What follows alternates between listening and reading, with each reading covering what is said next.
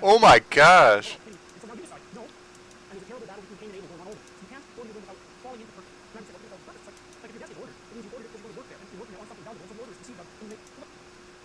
This is profound.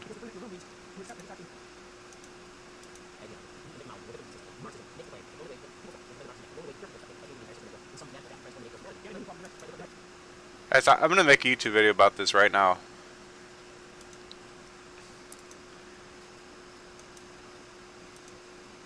This is profound philosophy.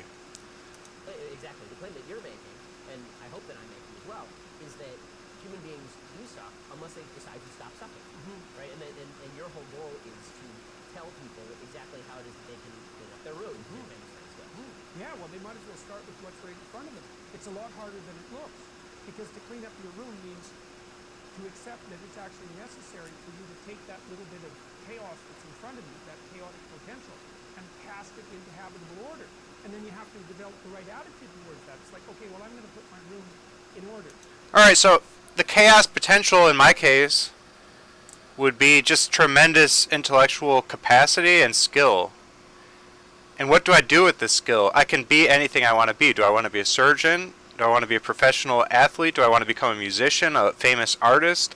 It's tough when you're so endowed with all these skills and psychological abilities. You're excellent at math. You're excellent at writing. I'm not like one of these people that can be like, I'm good at writing. I'm not good at anything else. I'm going to be a journalist. Like, I'm good at everything. So it's hard. There's chaos there. Okay, let's continue. Well, what do you mean? Order is in relationship to something. You know, like if your desk is ordered, it means you've ordered it because you're going to work there, and you're working there on something valuable, and so the order is conceived of in relationship to a telos. It's like, all right, so with all of my vast capabilities, I decided I've got to set out to do with my life the things that I can do that will maximum utilize all of my capabilities. That will put an order to things.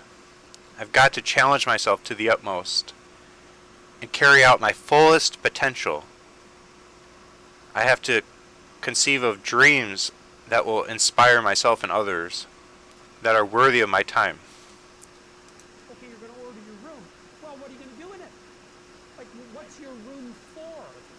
What's the purpose? You can't order your room without falling into purpose. And I would say, well, if you're going to fall into purpose, it's like, try it out on a local scale first, right? You don't want to go out there and change the system. It's like, what the hell do you know? Leave the system open.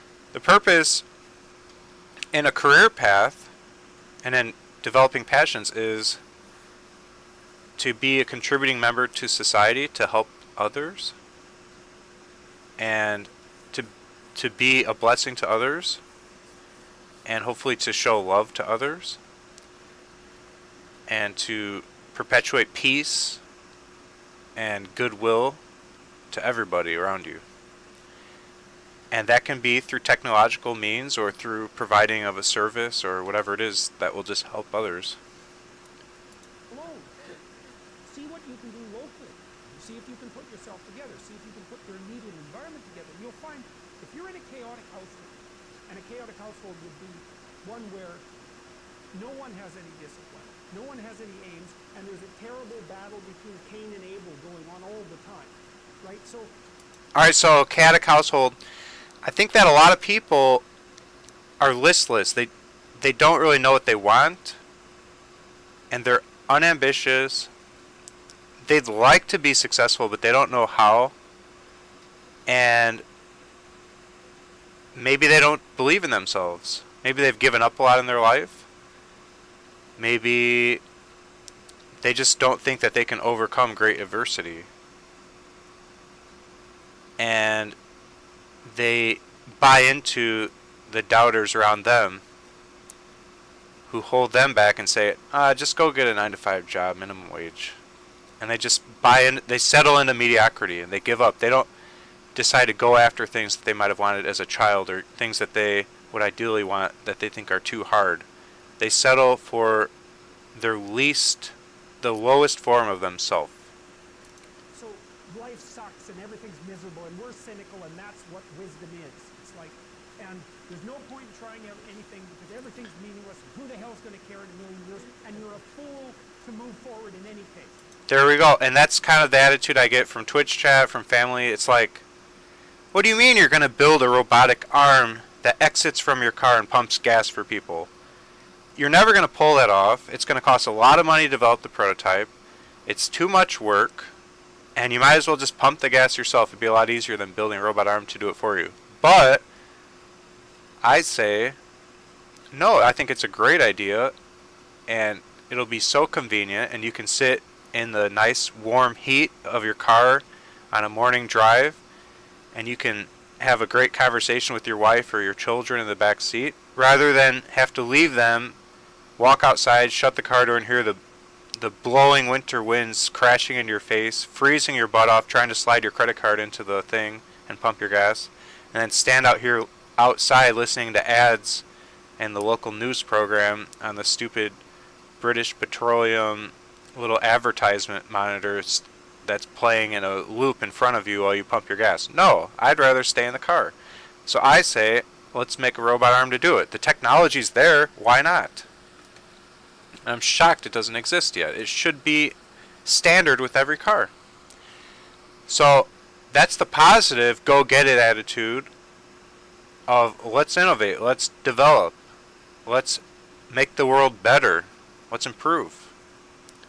But everybody else is like, don't bother. Why bother? Let's just sit around and be negative and pessimistic and critical of everything. And let's criticize anyone that wants to do anything productive or has any kind of ambition. It's like, there's your household. Okay, and so now you decide, no, despite all that, I'm going to put my room in order. Like, you will have a war on your hands. Because the first thing the people around you who are aiming down will do is think, oh, you really, eh? You think you're so much better than we are, do you? You really think that, you and your fancy goddamn plans. It's like, we're going to put every psychological obstacle we can possibly think of in your way. Because if you succeed, even in something that trivial, you shed a very dim light on our existence. And so we're going to do everything we can to take you out.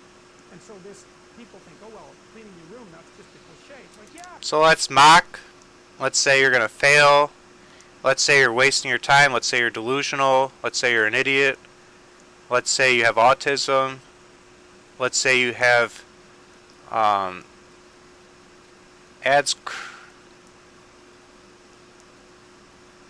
Crohn's disease. I forget the name of it. There's this disorder where you think you can do way bigger things than you can do.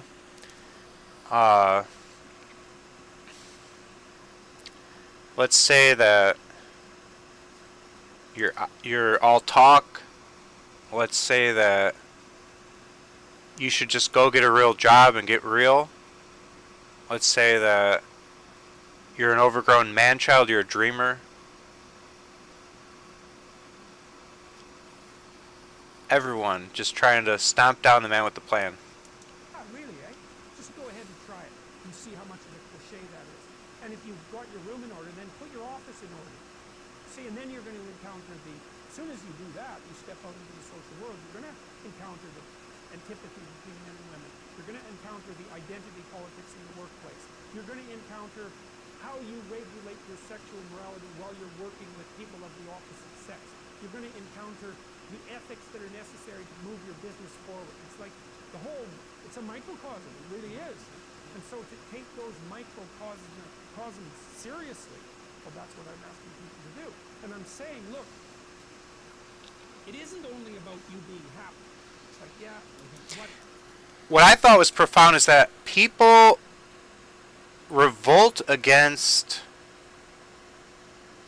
somebody going after their dreams, especially if those dreams seem radical and outside of reach, because they themselves have given up on their own dreams. And if you achieve your dreams, then that puts pressure on them to go after their own dreams. Or it makes them feel guilty for having given up. So people don't want to see you reach those types of heights and go that hard. People want to see you settle for mediocrity like they did because that makes them feel comfortable. So it's threatening to people to hear me talk the way I do, to hear me plan the big plans I plan. It scares people, so they attack me for it. So basically, Jordan Peterson just summarized the motivation behind why people attack me so emotionally, so vigorously all the time. Since I've come out with all these crazy sounding, extremely ambitious plans. And I've just been rolling them out more and more and more. And the more ambitious they become and the more they grow in number, the more threatened people feel. Like, this guy is really making me feel like an underachiever if he even achieves half this stuff, and it's bothering me that he is bold enough to set out to do this. Why don't I set out to even put together a retirement savings plan when this guy is freaking trying to create an empire? What's wrong with me? Like, we gotta knock him down a notch.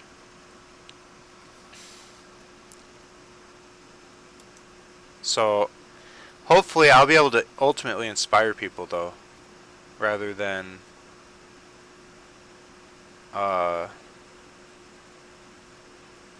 make them feel angry. But maybe the anger phase will pass eventually and they'll just be inspired once I achieve success. But right now, during the planning phase and slowly beginning my journey, I'm under the most attack.